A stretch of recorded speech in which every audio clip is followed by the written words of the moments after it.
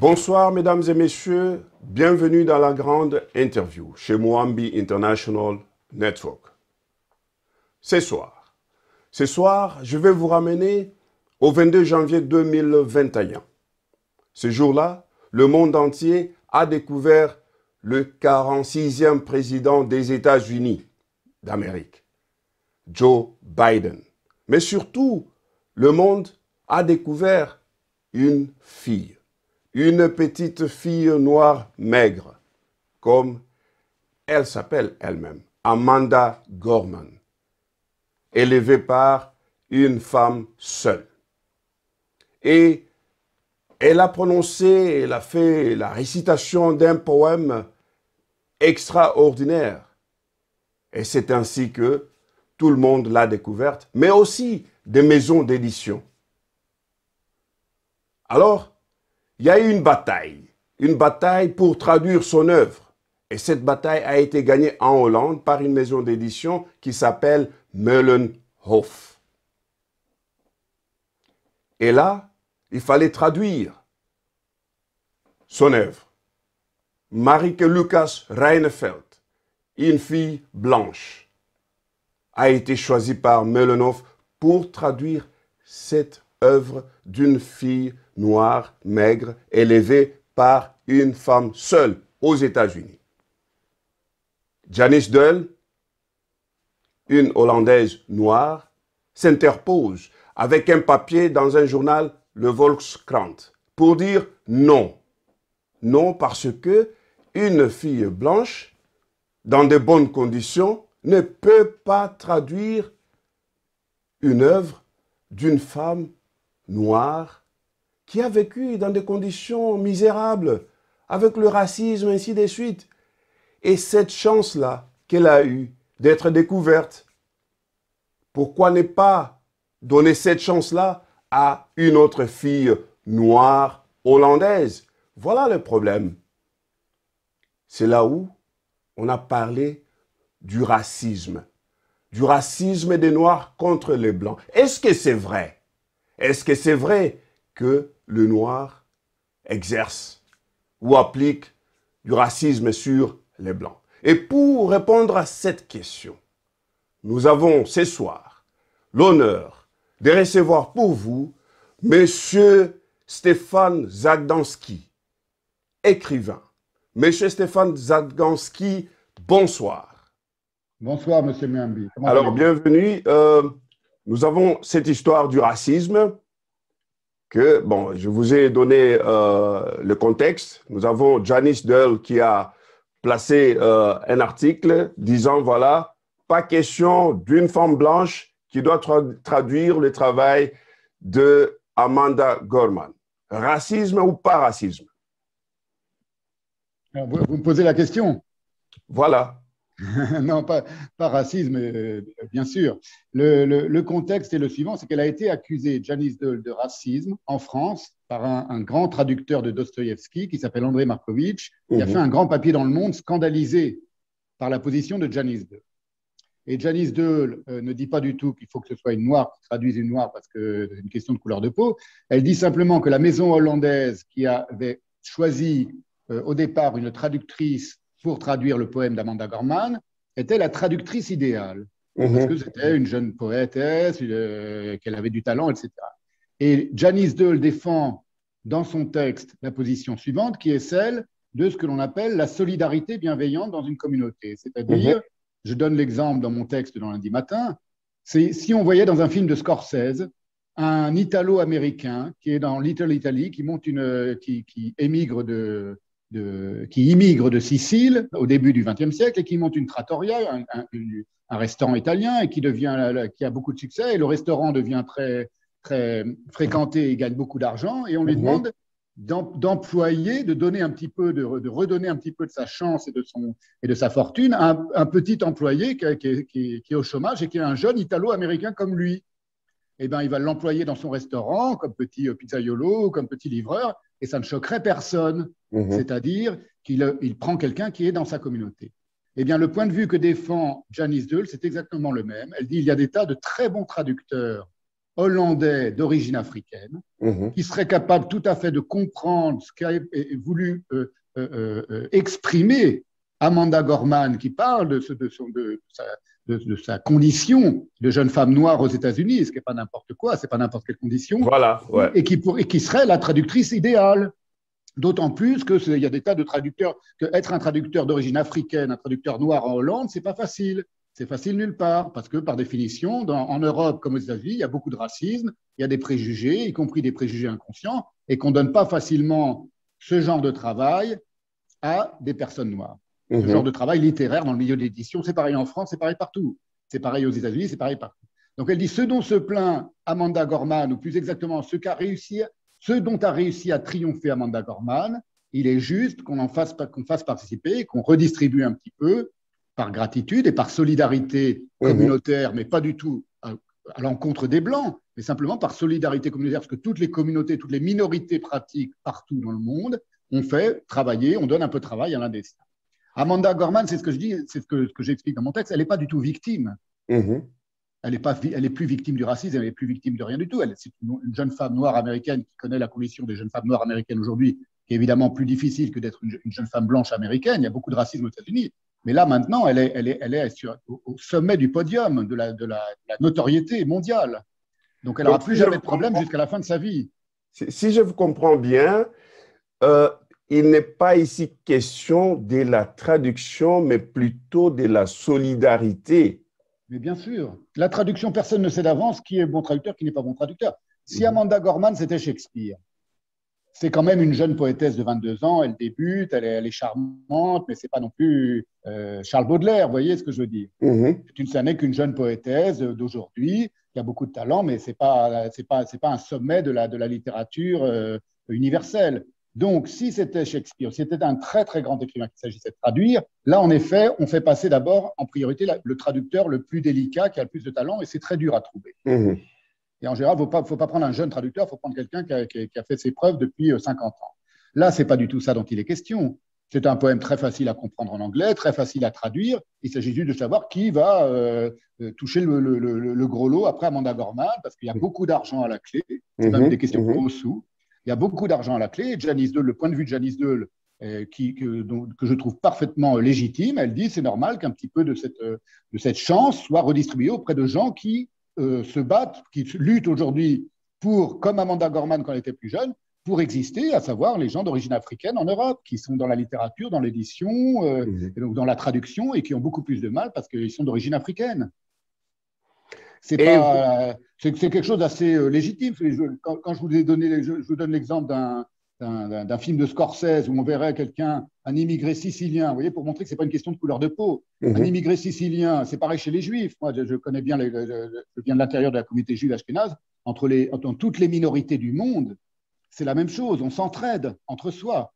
Donc, c'est juste ce point de vue qu'a voulu défendre Amanda Gorman. Si dans un film de Scorsese sur les Italo-Américains, on voyait un petit immigré qui vient de Sicile, qui fait fortune aux États-Unis, qui monte un restaurant, et lorsqu'il a fait fortune, il se dit je vais donner un petit peu de boulot à un petit jeune qui est au chômage italo-américain, le neveu de mon cousin, ou ou le fils de ma voisine du quartier italien. Personne ne trouverait ça scandaleux.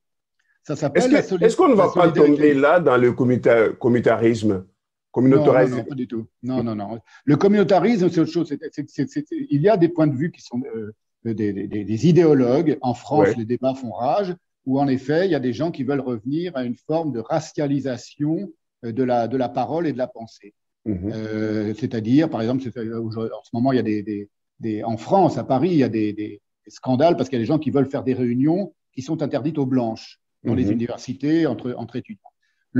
Tout ça est très confus, tout le monde est très confus. Le problème, vous savez, le vrai problème, pour dire les choses de fond, c'est que l'on soit noir ou que l'on soit blanc, l'important, c'est la manière dont on pense. Et il est très fréquent que chez le dominé ou le racisé, qu'on dit la personne victime de racisme, elle se mette à penser en miroir et elle pense exactement comme celui qui est raciste. Et elle ne s'en rend pas compte. C'est ce qu'on a appelé par exemple le néocolonialisme en Afrique. C'est un fléau dans toute l'Afrique. C'est un fléau parmi les Noirs américains, c'est un fléau dans toutes les communautés. C'est-à-dire on se met à penser en miroir. Et on se met à parler comme celui qui nous a brimés pendant des siècles en croyant qu'en parlant comme lui, en miroir, selon la même rhétorique, du coup, on va prendre l'ascendant sur lui. C'est une très grave erreur. C'est une très grave erreur parce qu'il ne faut jamais emprunter ni son vocabulaire, ni sa rhétorique, ni sa dialectique à son ennemi. L'ennemi, en l'occurrence, c'est le raciste. Il ne faut jamais. En France, dans la littérature française, on a eu le fameux concept de négritude Voilà. qui a été très défendu de manière avec Aimé Césaire. Avec Aimé Césaire, qui est profondément. Moi, je suis tout à fait contre. Je dis que le concept même de négritude. Alors lui, il a développé, il a expliqué pourquoi il reprenait un concept qui au départ était péjoratif et qu'il le reprenait à son compte comme une forme de gloire. Alors il y a eu ça aussi dans la littérature avec Jean Genet, qui a dit que, étant lui contre le monde bourgeois, il reprenait au monde bourgeois le beau parler et le bon français comme une arme qui retournait contre ses ennemis. Mais là, c'est très différent. C'est très différent. L'idée de prendre le vocabulaire, si vous voulez, ou la rhétorique de son ennemi, le raciste en l'occurrence, et de la retourner contre lui, ce que font aussi un certain nombre d'idéologues en France, c'est une erreur gravissime parce qu'on ne se rend pas compte que tout n'est jamais qu'une question de mots. C'est pour ça que mon texte dans Lundi Matin s'appelle « La couleur des mots ». Et qu'en réalité, il n'y a pas de couleur de peau. La couleur de peau, l'idée que la carnation va influer sur votre condition, c'est une invention des racistes blancs, en l'occurrence des premiers Portugais qui découvrent les premiers Africains au XVe siècle, envoyés par les rois navigateurs et qui vont prendre possession, coloniser les premiers colonisateurs de l'Afrique. Ils arrivent en Guinée équatoriale, on connaît tout ça, c'est l'histoire. Les premiers blancs qui arrivent en Afrique, ils voient des Soussous de la tribu de Soussous qui ne sont pas des gens qui se considèrent comme ayant la peau noire. Pour un Africain, on n'a pas la peau noire ou blanche. Et pour un blanc, normalement, on ne devrait pas se dire qu'on a la peau blanche. Je cite dans mon texte une phrase fameuse de Nabokov qui dit « Mais un blanc, il n'a pas la peau blanche, il a la peau de toutes les couleurs, rose, bleu, vert. » Et il y a cette conversation-là que vous avez avec votre fille dans le même texte. Voilà, exactement. Où vous lui dites que vous n'avez pas la peau noire, vous n'avez pas la peau blanche, il n'y a personne. Non. Dieu n'a pas créé les êtres humains en les dessinant avec des feutres. Vous voyez, un feutre noir, c'est ça. Voilà, personne au monde n'a cette couleur-là. Ça n'existe pas. Pour revenir un peu sur la négritude d'Aimé Césaire, je me souviens de Mobutu Sese Seko, qui fut le président du Zaïre à l'époque, qui était aussi contre cette idée de la négritude parce qu'il s'est dit, mais écoutez, les Algériens, les Marocains, on n'a pas la même couleur, ils ne sont pas des Noirs. Alors, lui, il a préféré le concept du recours à l'authenticité. Vous voyez? Oui. Alors, pour revenir un peu… C'est aussi très branlant comme concept. C'est-à-dire que l'authenticité, c'est pour être très simple. En Afrique, vous le savez très bien, vous êtes africain, vous savez ça mieux que moi. En Afrique, l'idée qu'il y a une authenticité qui ne serait pas dépendante de l'ethnie de laquelle on vient, et cette ethnie-là, elle a son langage, elle a ses lieux, elle a ses dieux, elle a ses esprits. Ça n'a rien à voir avec une ethnie qui est à 500 km de là. Tout à fait. Donc, ça ne veut rien dire. L'authenticité, pour lui, c'était l'authenticité bantoue pour Mobutu, et c'était pour dominer sur son pays en dictateur. Donc, ça n'avait rien de… C'est une supercherie. Il y a la véritable authenticité. Une supercherie politique, bien sûr. Et bien sûr, bien sûr. Voilà. La véritable authenticité, il n'y en a qu'une, enfin, il y en a qu'une. Chacun a la sienne, c'est l'authenticité spirituelle. L'authenticité spirituelle, il n'y a pas d'être humain au monde qui ne descende pas par ses parents et par les origines de ses parents d'un vrai royaume spirituel. Parfois, ça remonte au Moyen-Âge, parfois, ça remonte à l'Antiquité. Mais la personne la plus pauvre, la plus démunie, la plus opprimée au monde, d'où qu'elle soit, elle vient de quelque part. Et ce quelque part d'où elle vient, même si elle l'ignore, et la plupart des êtres humains l'ignorent, que ce soit soit ou ses parents, ou ses grands-parents, ou ses arrière-grands-parents, on vient d'un lieu qui, il y a quelques siècles, était un lieu béni. Tous les lieux, toutes les origines de toutes les civilisations au monde sont des lieux singuliers, mais des lieux de royaux, d'où provient une grande noblesse. Il n'y a pas une seule tribu, la plus petite tribu amazonienne ou africaine ou chinoise ou que ce soit au monde qui ne considère pas qu'elle est de descendance royale. Parce que les grands esprits sont venus sur ce lieu, la terre de ses ancêtres, un Indien d'Amérique, qui ne devrait pas s'appeler ni Indien ni d'Amérique, parce que tout ça, c'est des mots qui ont été imposés par les Blancs. Ils savent très bien qu'ils descendent d'un totem ou d'un animal qui les a consacrés. Chacun est consacré. Chaque être humain est consacré spirituellement par son ascendance. Le problème, c'est que la plupart des êtres humains sont déracinés. de leur source. Mais ça, là, c'est la vraie authenticité. C'est-à-dire qu'elle n'est pas partageable, elle n'est pas horizontale, elle est verticale, elle est Mhm, transversale. mhm, mhm. Un juif, il a une authenticité s'il se rattache à sa source spirituelle. En général, c'est la Bible des juifs. Un catholique, ce sera le Christ, ce sera le royaume du Christ, ce sera les rois de France pour un Français dont les sources sont françaises. Pour un Africain, ce sera le royaume de son lieu, de son ethnie, etc. Mais ce que je veux dire par là, c'est que personne n'est d'origine ignoble. Personne Voilà. n'est d'origine méprisable au départ. Il y Et a eu quelque chose, la modernité a fait en sorte que les gens, en général, il se trouve que c'est les Blancs, c'est les Européens, c'est comme ça, ils ont dominé sur l'ensemble de la planète et ils ont dominé sur un mode où ils ont fait croire à ceux qui dominaient qu'ils étaient des inférieurs. Et ils ont ratiboisé ces royaumes spirituels qui ont été. C'est l'Occident. Le problème, c'est la manière dont l'Occident a colonisé l'ensemble du monde, par la pensée. C'est tout. Et revenons un peu sur cette traduction de l'œuvre d'Amanda Gorman. Vous faites là un lien entre Spinoza et Amanda Gorman. Est-ce que vous pouvez nous expliquer un peu ce lien-là, comment vous y êtes arrivé? Oui, alors le lien, c'est très simple, c'est que moi, je suis en train de faire je fais un séminaire depuis 1 an, comme vous, par vidéo, par caméra interposée. Et dans ce séminaire, je suis en ce moment en train de parler de Spinoza et des rapports étranges de Spinoza avec sa propre communauté, les Juifs d'Amsterdam, dont il a été exclu. Et il se trouve que Spinoza donc il y avait d'une part le rapport avec sa communauté, il y a d'autre part le fait que Spinoza, qui est devenu le philosophe juif le plus connu au monde, évidemment, parmi les non-juifs, s'est beaucoup exprimé sur la Bible, sur les Hébreux, sur les Juifs, en disant beaucoup de mal.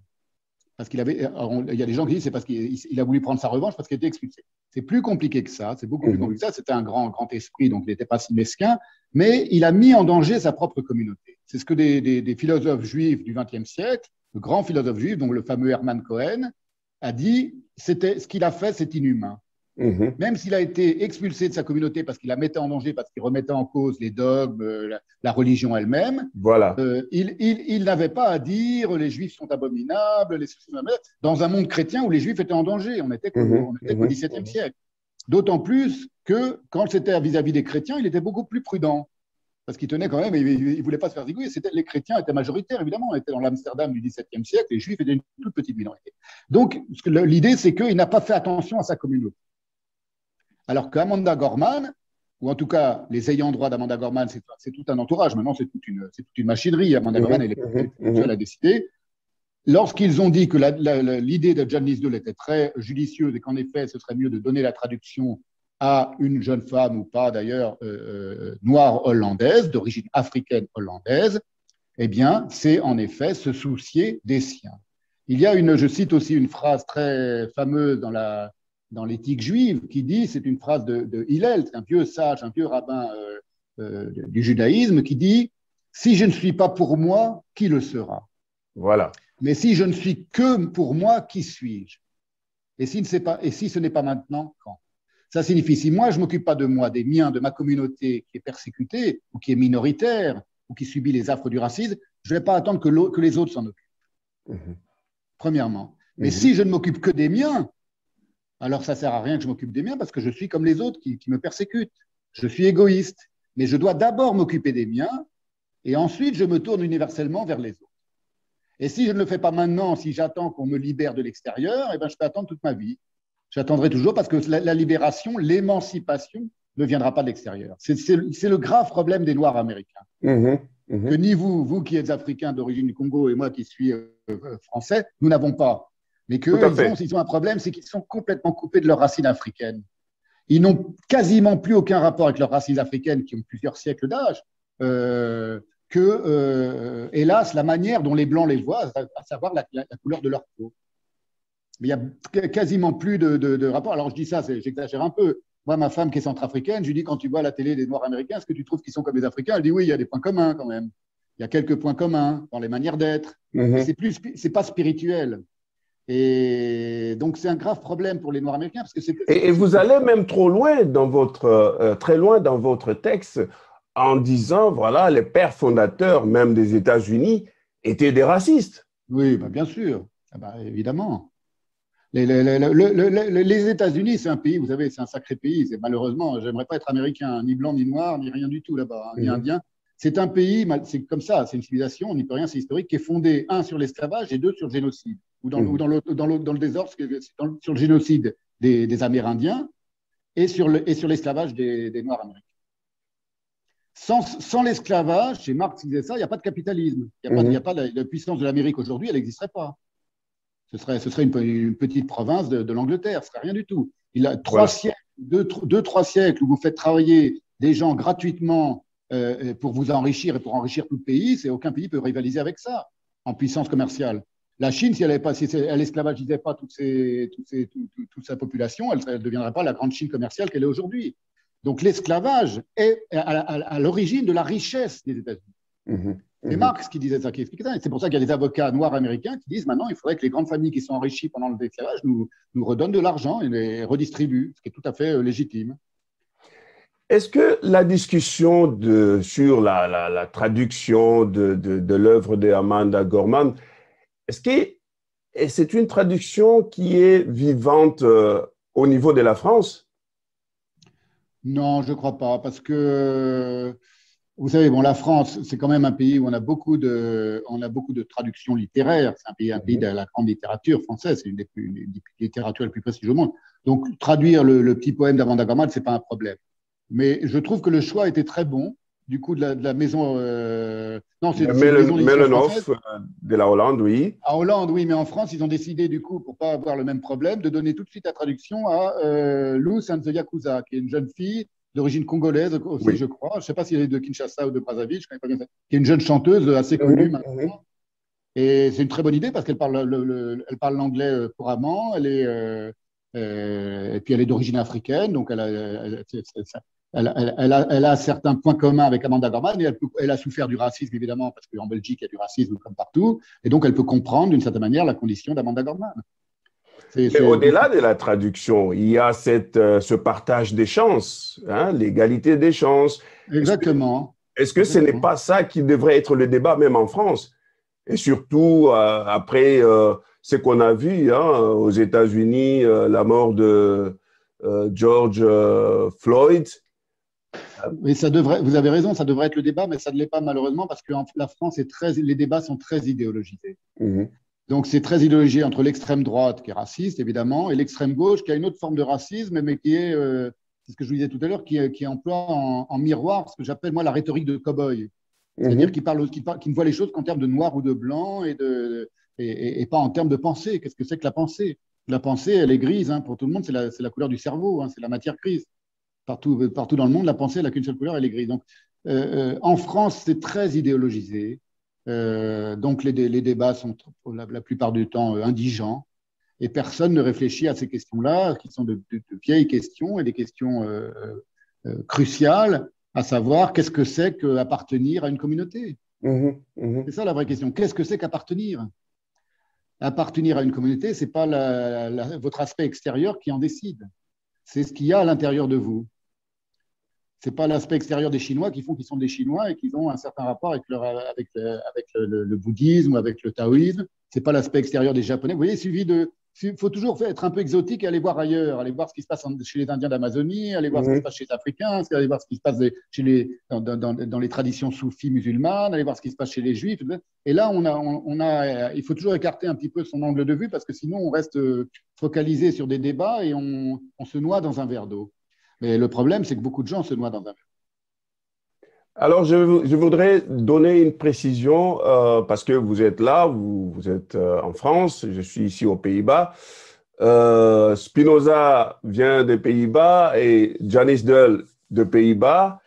Et Janis Deuel devrait être avec nous, mais par rapport à son agenda, ça n'a pas marché. Alors que nous aussi, nous avons besoin de vous entendre. Notre public a besoin de votre point de vue parce que il y avait vraiment un grand débat.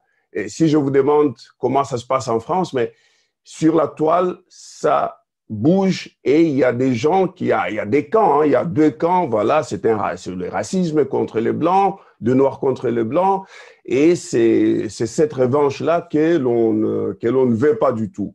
Alors, juste une mise au point pour dire que Janice Dull ne pouvait pas être avec nous. Et c'est fantastique que vous puissiez être là à nous expliquer ce cas. Alors, dites-nous, hein, vous avez touché là un élément quand même important, la gauche.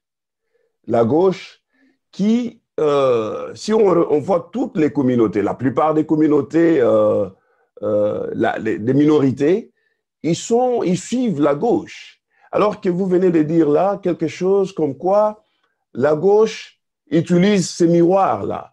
Oui. Parce que la gauche en France, hein, c'est très particulier. Non, mais c'est presque la tendance aussi avec la gauche aux Pays-Bas. Hein. Alors ça, je ne connais pas. Ça, vous connaissez mieux que moi, je ne sais pas. Le problème de la gauche en France, de l'extrême gauche et de la gauche en France, c'est que c'est une gauche qui était anticolonialiste, qui s'est forgée pendant la guerre d'Algérie, avec raison, avec justesse. Mais c'est une gauche qui a qui a des troubles qui lui viennent du début du XXe siècle et qu'on voit déjà aussi chez Marx aussi, malheureusement, c'est-à-dire des travers, dont le travers principal, c'est aujourd'hui ce qu'on appelle l'antisionisme et ça a très longtemps été l'antisémitisme. C'est-à-dire que cette gauche-là française, elle considère que toutes les minorités en France sont dignes d'être défendues, mais qu'il y a une minorité qui est différente des autres, c'est les Juifs. Pourquoi cette minorité est différente des autres? Parce qu'elle considère qu'elle n'est pas en danger, qu'elle n'est plus persécutée. Elle a été persécutée il y a à peine quelques décennies. Moi, mes parents ont été persécutés parce qu'ils étaient juifs en France. Donc, c'est une communauté très fragile, qui continue de se sentir très fragile. Et c'est surtout une communauté, les juifs du monde, qui, après avoir été persécutés avec une violence extrême comme au XXe siècle, peu de communautés l'ont connue, ont décidé d'appliquer cette solidarité dont on parlait depuis le début et dont parle Janice Dull, à savoir, maintenant, on s'occupe de nous. Et ils ont fondé l'État d'Israël pour ne plus jamais avoir à dépendre de majorité des pays dans lesquels ils vivaient qui tentaient de les exterminer. Cette création de l'État d'Israël, qui fait tellement parler d'elle et qui a tellement de détracteurs, mais aussi de défenseurs dans le monde, mais qui a beaucoup de détracteurs très violents, très virulents parmi la gauche, en France en particulier, c'est tout simplement l'application du principe de Rabbi Hillel. Si je ne suis pas pour moi, qui le sera? Et si je ne suis pas, et si ce n'est pas maintenant, quand? Et si je ne suis que pour moi, qui suis-je? Eh bien, c'est ce qu'ont fait les premiers sionistes. Ils ont dit, ben, finalement, maintenant, on en a marre de se faire taper dessus depuis des siècles et on va s'émanciper. Ça, c'est un grave problème parce que dans toute la gauche française est complètement empoisonnée par l'antisionisme. Et l'antisionisme, c'est aussi une très mauvaise manière de comprendre les rapports entre dominants et dominés. C'est-à-dire, on considère que c'est les sionistes qui dominent. Alors, ce n'est pas du tout les sionistes qui dominent, c'est les sionistes qui étaient des minoritaires, qui sont allés s'installer dans un endroit où ils avaient leur source spirituelle et où, bon an, mal an, ils ont essayé un petit peu plus ou moins de s'entendre avec les habitants du lieu et ça s'est très mal passé. Pour des raisons séculaires qui tiennent en grande partie aux préjugés anti-judaïques du monde musulman. Donc, c'est comme ça. C'est l'histoire, mais c'est un des problèmes de la gauche française. Et dans le cas des questions raciales, on va dire, ou noir et blanc, la gauche française est complètement stupide. C'est-à-dire qu'elle considère que le seul moyen de se défendre quand on est noir, c'est d'être aussi raciste qu'un blanc. Ce qui est d'une bêtise inouïe. C'est-à-dire, ce sont des gens, par exemple, c'est de tout interdire, d'interdire les représentations d'Eschyle où il y avait des personnages qui portaient des masques noirs. Alors que les personnages qui portent des masques noirs ou des masques blancs dans la comédie, dans la Grèce antique, ça n'a rien à voir avec la couleur de la peau. Donc, vous voyez, ça atteint des sommets de bêtises, de la cancel culture, c'est d'une grave imbécilité. Mais dites-moi un peu, monsieur Zagdanski, le racisme de noirs contre les blancs, vous venez de dire quelque chose là avec la gauche. Ce qui me renvoie à ce mouvement de Black Lives Matter aux États-Unis, qui est aussi accusé de racisme contre les Blancs. Est-ce que c'est vrai? Non, mais bien sûr que non, c'est pas vrai. Vous savez, les États-Unis, je vous l'ai dit, c'est un sacré pays. C'est le pays le plus raciste au monde. C'est un des pays qui est fondé sur le racisme. Donc, que les pauvres Noirs américains essayent de se défendre en essayant simplement de dire Black Lives Matter, c'est-à-dire une vie noire, ça compte aussi. Et ils se font tirer dans le dos par les policiers. L'élection d'Obama n'a rien changé à ça. C'est une population qui est gangrenée de racisme. Et évidemment, la communauté noire américaine essaye de se défendre comme elle peut, mais jamais elle s'est défendue par le racisme. On n'a jamais vu des Noirs sortir dans la rue en Amérique et se mettre à tuer tous les Blancs qu'ils voyaient. Comme on n'a jamais vu des Juifs en Allemagne, après la guerre, tuer tous les Allemands qu'ils voyaient. Vous voyez, c'est ridicule. Donc, ce sont des accusations idéologiques. Il faut se méfier de qui profère quoi. Lorsqu'un Blanc dit qu'un Noir est raciste, il faut se demander d'où il parle, ce Blanc-là. Parce que ce n'est pas vrai. Il n'y a pas de racisme. Il y a des racismes en Afrique, entre des tribus, entre les ethnies. Ce n'est pas des racismes, c'est des animosités ancestrales ou séculaires. Ça ne veut pas dire qu'on est une personne parfaite sous prétexte qu'on est africain ou qu'on n'est pas africain. Ça n'a rien à voir. Ça signifie que ce qu'on appelle le racisme, avec le mot racisme, avec le terme de racisme, il a une histoire précise. Il est né en Occident, il est né de théories raciales, il est né du regard que les Européens ont porté sur les Africains, et qui était un regard qui assimilait le teint hâlé et foncé des Africains à des démons. Ça date du XVIe siècle, ça date de la première rencontre des premiers Européens, les premiers Blancs et les premiers Africains, qui étaient des Soussous de Guinée équatoriale, de la tribu des Soussous de Guinée équatoriale, on le sait. Et donc, il y a eu tout de suite un regard qui a été posé par les Européens, ne parlons pas de Blancs, c'était des Portugais, par des Européens sur des Africains, où ils ont assimilé ces gens dont ils n'avaient jamais vu avant à des démons, les démons de leur imaginaire chrétien, où le noir, c'est Satan, et le blanc, c'est Jésus-Christ, où le blanc, c'est la pureté, et le noir, c'est la laideur. Mais c'est eux, dans leur tête de Portugais chrétiens du XVIe siècle, qui ont assimilé la peau d'un Africain à la noirceur. Quelques siècles plus tard, on a des discours merveilleux de Malcolm X là-dessus. On le sait bien. Voilà. C'est pour ça que dire le mot nigger, le mot negro, le mot color, tous les mots, toutes les appellations que les Noirs américains ont tenté de se réapproprier, à partir du moment où elles viennent du vocabulaire des Blancs, elles sont branlantes et elles ne peuvent pas s'appliquer. Alors aujourd'hui, ils s'appellent des Afro-Américains, mais c'est compliqué parce qu'ils sont très loin de l'Afrique. Ils sont très, très, très, très loin de leurs sources africaines.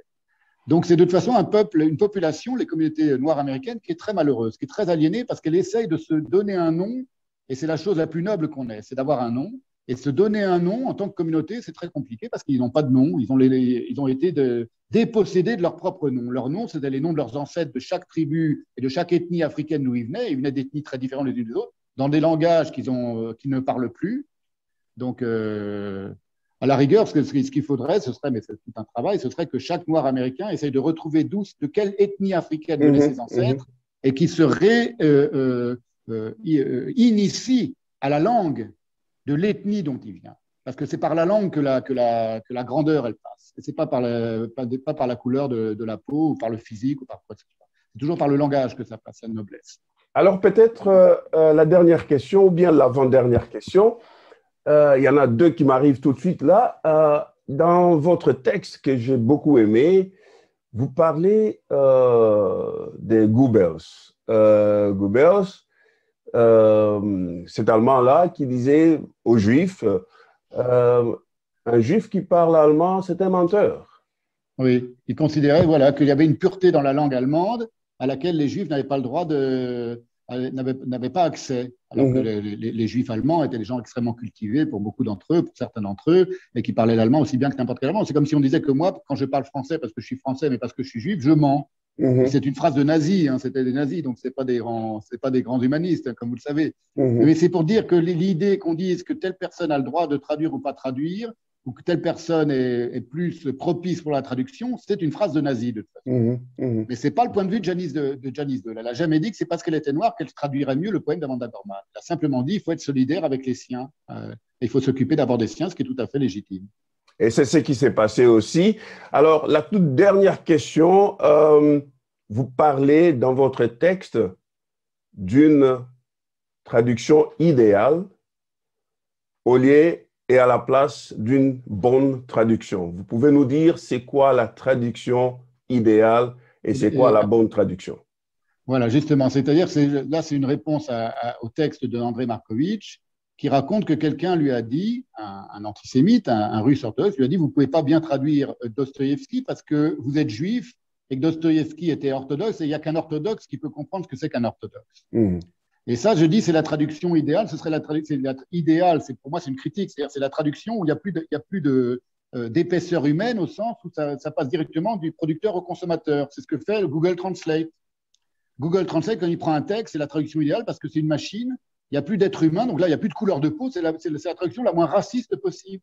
Il n'y a même plus d'être humain qui intervient, c'est que des robots et des algorithmes qui traduisent. Mais ça donne une traduction merdique, en réalité. Parce que la véritable traduction, c'est une traduction, c'est très compliqué d'abord de traduire un grand texte et de bien traduire un texte, c'est très, très, très difficile. Et la vraie traduction, ce serait quelqu'un qui serait tellement touché par le texte qu'il a lu que ça résonne en lui d'une certaine manière dans sa propre langue et qu'il arrive à transmettre cette résonance dans sa propre langue. Donc ça part d'une certaine langue et ça arrive à une autre langue. Et j'ai cité Nabokov, parce que j'aime beaucoup Vladimir Nabokov, parce que c'est un des très, très rares écrivains, c'est même le seul, quasiment le seul au monde, qui a commencé son œuvre dans une langue, le russe, qui a fait une œuvre prodigieuse en russe, et qui ensuite est passé à l'anglais. Il a émigré aux États-Unis, et il s'est mis à écrire en anglais. Il a fait toute une œuvre prodigieuse en anglais, dont le roman Lolita est le plus connu. Et lui, il a dit, passer d'une langue à une autre en traduisant un livre d'une langue à une autre, c'est quelque chose de façon qui est quasiment une tâche impossible. Parce qu'on ne peut pas passer, il dit, c'est comme passer des mirages d'une langue aux oasis d'une autre langue. C'est passer d'un mirage à une oasis, mais il n'y a pas de traduction idéale parfaite, ça n'existe pas. Et la traduction idéale parfaite, c'est celle qui consiste à dire, je ne veux plus entendre la voix d'origine, je veux entendre que la voix de l'arrivée. C'est le raciste. C'est-à-dire, il veut que la victime oublie d'où elle vient. C'est l'esclavagiste. L'esclavagiste, il ne veut pas que l'Africain qu'il a pris en Afrique et qu'il a amené aux États-Unis et qu'il esclavagise, il se rappelle ses sources africaines. Et c'est pour ça que les Noirs américains avaient très bien compris, par le jazz et par le blues, que retrouver leurs sources africaines, c'était aussi ce qui les sauve. Alors voilà, ce que je disais tout à l'heure de retrouver sa langue, c'est un peu ce qu'ont fait les grands jazzmen et ce qu'a fait la grande musique noire aux États-Unis, c'est qu'ils ont retrouvé leur langue africaine ou leurs origines africaines à travers la musique, à travers la musicalité. Ça donnait évidemment une musique génialissime, qui est le jazz, le grand jazz. Voilà. C'est sur cette note-là que nous allons nous séparer, M. Zadganski. Merci beaucoup, M. Merci pour nous avoir honoré d'être chez Muambi International Network dans cette grande interview. Et nous aurons l'honneur de vous recevoir prochainement pour traiter. Vous êtes une bibliothèque, vous avez beaucoup à nous raconter dans l'avenir. Merci beaucoup. Merci et bonne soirée chez vous. Merci, M. Muambi, à vous également. Merci. Mesdames et messieurs, c'était là la grande interview. Suivez-nous, continuez à nous suivre. Nous allons prochainement avoir encore M. Zadganski pour discuter de plusieurs d'autres thèmes et sujets. Merci et bonne soirée chez vous. Au revoir.